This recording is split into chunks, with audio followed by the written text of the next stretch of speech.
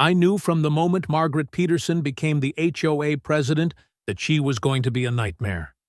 She had that smug, self-entitled look, the kind that said, "Rules apply to everyone but me." But I never expected her to make my own driveway, her personal parking spot, over and over again. The first time I let it slide. The second time I left a polite note. The third time? Oh, I had a plan. And trust me, it was good. At first, I thought it was a mistake. Maybe Margaret had parked in my driveway by accident. After all, she had plenty of space in front of her own house. But when I saw her car sitting there again the next day, I knew this wasn't a coincidence. It was entitlement. I left a polite note on her windshield, something simple. "Hey, this is my driveway. Please don't park here." She ignored it. Next morning, I woke up to see her SUV right in front of my garage door. I couldn't even leave for work without knocking on her door like some kind of servant. She took her sweet time coming out, sipping on her morning coffee like I was the one being rude. "Oh, is this your driveway?" she said, feigning innocence. I thought it was common property. Common property? My own driveway? I knew the HOA had some ridiculous rules, but my driveway wasn't one of them. I pulled up the HOA guidelines and checked. No mention of shared driveways. So, I sent her an email, keeping it civil but firm. "Please stop parking in my driveway. It is private property." Her response came within minutes. "I appreciate your concerns, but as HOA president, I have certain privileges. Your driveway happens to be in a convenient spot. Thanks for understanding." I couldn't believe it. Privileges? Convenient? She was acting like she had special HOA immunity, as if my property didn't matter because she had a fancy title. And then the real games began. She started using my driveway even more, sometimes leaving her car there for hours, blocking my garage completely. One morning, she even had the nerve to park diagonally, taking up extra space like she was marking her territory. I confronted her again, and she just laughed. "If you have a problem, take it up with the HOA board," she said. As if she wasn't the entire problem. It got worse. The next week, I caught her telling a delivery driver that it was her driveway. The guy actually apologized to her when he parked in front of it. She was acting like she owned the whole block, using her HOA status as a weapon. I started wondering, how much should I take before doing something drastic? Should I report her to the city? Call the police? No, I needed something better. Something that would teach her a lesson she wouldn't forget.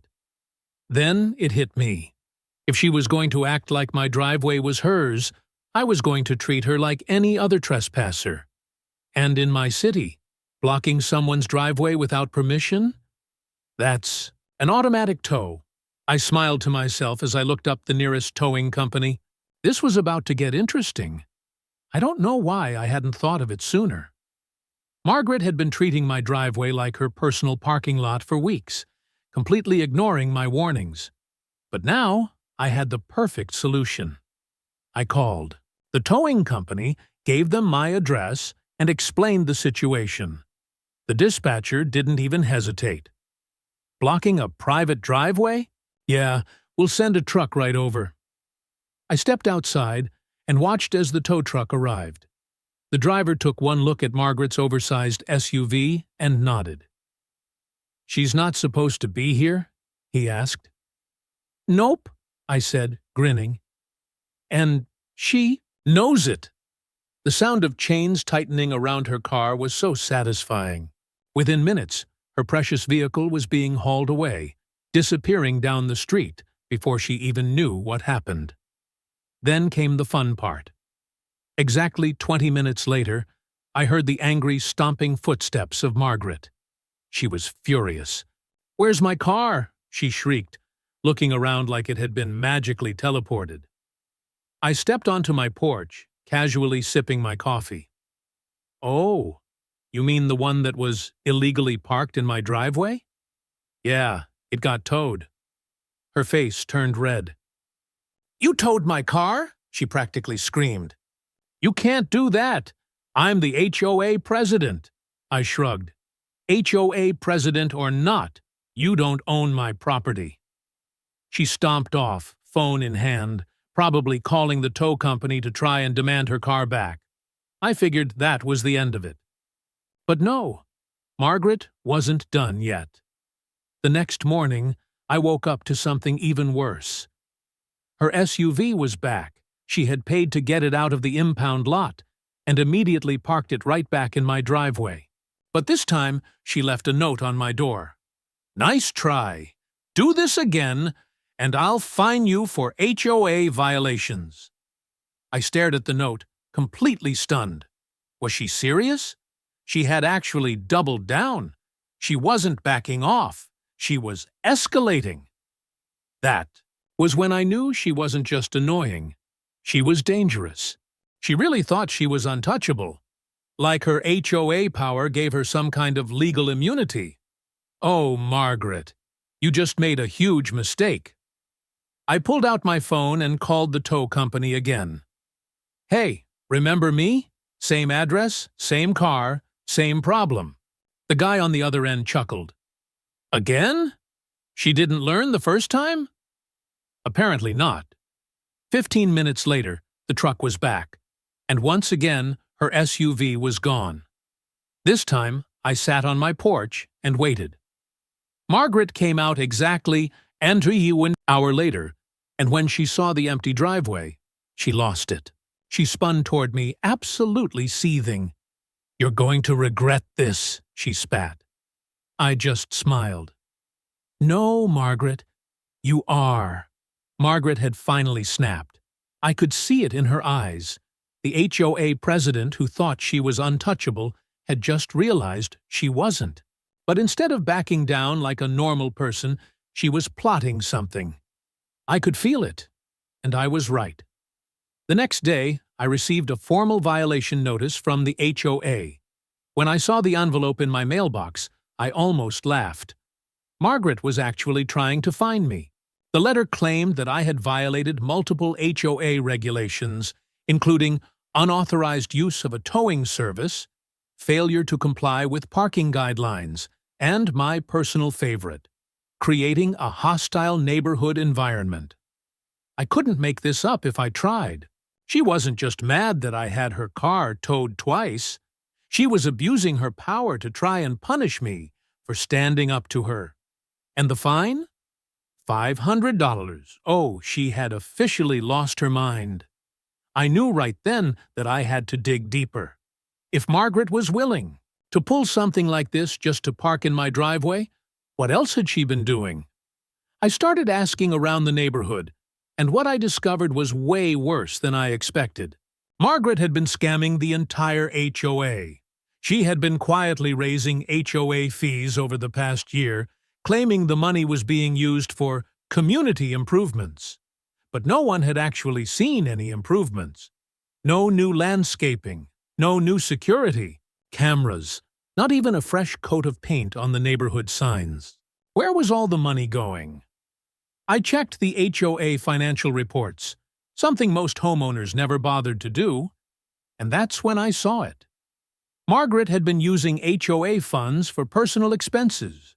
Thousands of dollars had been withdrawn for things like administrative costs, legal consultations, and board activities.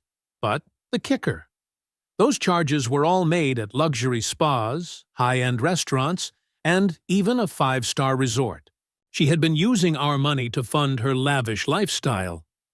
Now, the pieces were falling into place. The arrogance, the entitlement, the way she treated everyone like peasants. She had no fear of consequences because she had been getting away with it for so long, and she thought she could keep getting away with it. That's when I knew. Getting her car towed wasn't enough. Margaret needed to go down. I gathered every single piece of evidence I could find. Bank statements, emails, old HOA meetings where she approved these bogus expenses. I even found a whistleblower, the previous HOA treasurer, who had mysteriously resigned 6 months earlier. Turns out, she had tried to expose Margaret before, but Margaret threatened to ruin her. Well, guess what, Margaret? Now it's your turn. I sent everything to the rest of the HOA board. And then, for good measure, I sent it to a lawyer. Margaret thought a $500 fine would scare me. She had no idea what was coming next. Margaret had no idea what was coming. She thought she could keep bullying the neighborhood, using HOA funds like her personal piggy bank, and parking in my driveway like she owned the place. But this time, she had messed with the wrong person. The HOA board meeting was set for Friday evening. I made sure to arrive early, sitting right in the front row with my neatly organized stack of evidence. I wasn't alone.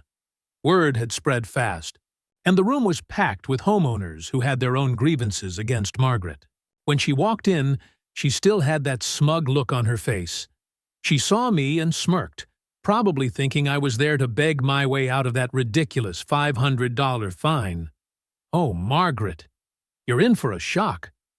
The meeting started, and when it was time for homeowner concerns, I stood up. I have something I'd like to bring to everyone's attention, I said, pulling out the first document. It involves financial misconduct, HOA abuse, and blatant fraud. Margaret's smile vanished. I started listing everything. The fake community improvement charges, the money funneled into personal vacations, the unauthorized bank withdrawals. Each piece of evidence hit harder than the last. And the best part? The treasurer who resigned months ago was there too. She stood up and backed up every single one of my claims. The room erupted. Homeowners were furious. People started shouting, demanding answers. Where's our money, Margaret? Is this why our fees keep going up? You stole from us. Margaret's face was pale now. She stammered, trying to regain control. This is a misunderstanding, she said, voice shaking. These expenses were necessary for— No, they weren't, I cut in, holding up the final document. Because I also reached out to a lawyer. And guess what? This is embezzlement. Silence. Then one of the board members, an older gentleman who had always sided with Margaret, cleared his throat. Mrs. Peterson, he said, folding his hands. Effective immediately, you are removed as HOA president. And given the severity of these allegations, I think it's best we contact the authorities. Margaret panicked. You can't do this, she shrieked. I am the hoe. You can't. 2 police officers stepped into the room. Mrs. Peterson, one of them said, we have some questions about financial misconduct. The room went dead silent. Margaret's eyes darted around, looking for an escape. But there wasn't one. The very power she had abused for so long had just turned against her. I leaned back in my seat, arms crossed, as they led her out. Oh, and Margaret? I called after her. Make sure you don't park in anyone's driveway in prison, she screamed, something incoherent, as the officers dragged her away. And just like that, the reign of terror was over. Margaret walked into the HOA meeting with her usual air of superiority, completely unaware that her carefully built empire was about to collapse. The room was packed, filled with homeowners who had finally started asking questions. The tension was thick, the kind that signaled something major was about to happen. The meeting started as usual, with routine updates that no one truly cared about.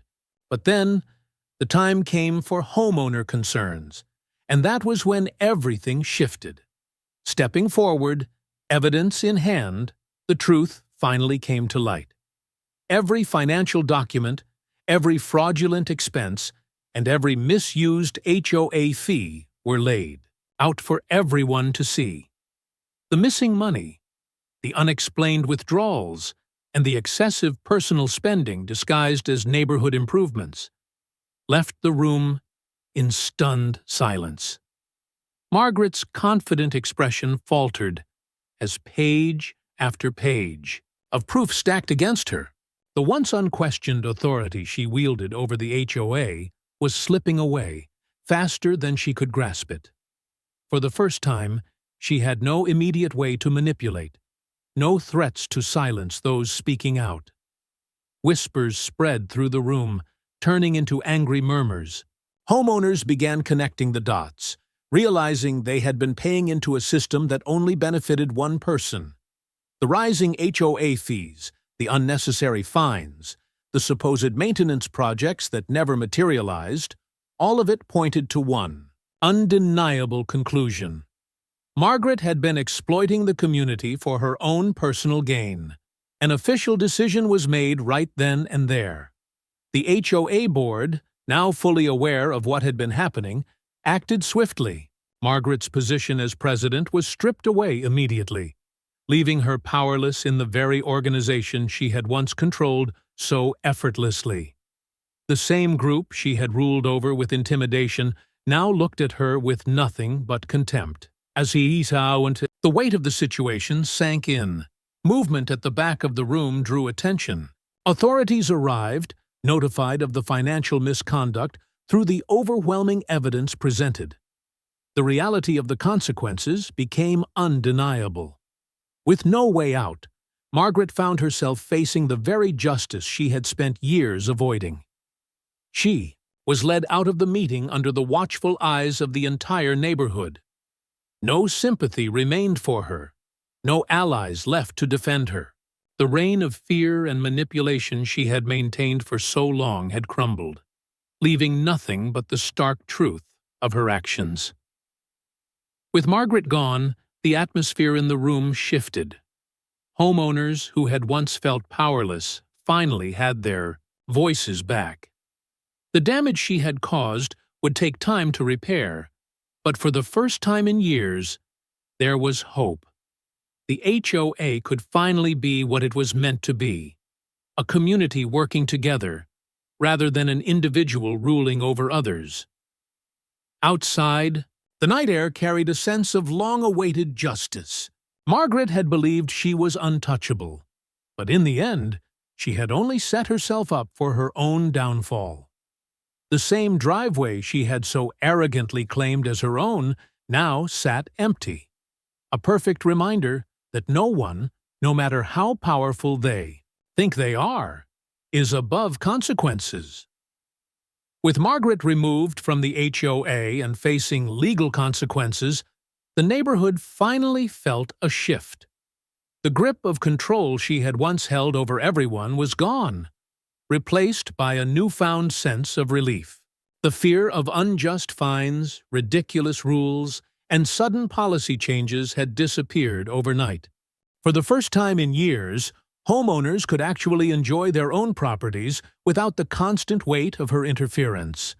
The HOA board wasted no time in reviewing every financial transaction she had manipulated.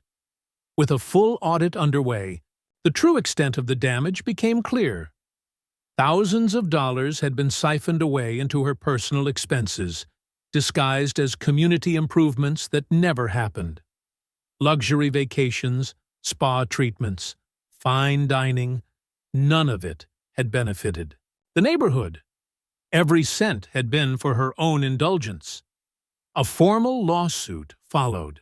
Homeowners who had been forced to pay excessive fees and unfair fines banded together, demanding restitution. The new board members ensured that every fraudulent charge was documented, creating an airtight case against her. There was no escape. Margaret had spent years believing she was untouchable, but now every misstep was being used against her. Meanwhile, her absence was immediately felt in the best way possible. The community quickly adjusted to life without her overbearing presence. The unnecessary restrictions she had enforced were overturned, giving homeowners back their freedoms. No more arbitrary rules about mailbox colors, no more excessive fines for leaving trash cans out a minute too long. The neighborhood was no longer under dictatorship. With the HOA functioning the way it was always meant to, real improvements began. Instead of wasting money on pointless policies, funds were used to repair common areas, enhance security, and organize community events. The difference was undeniable. People who had once avoided board meetings now actively participated, knowing their voices actually mattered. Margaret's downfall wasn't just a relief, it became a warning.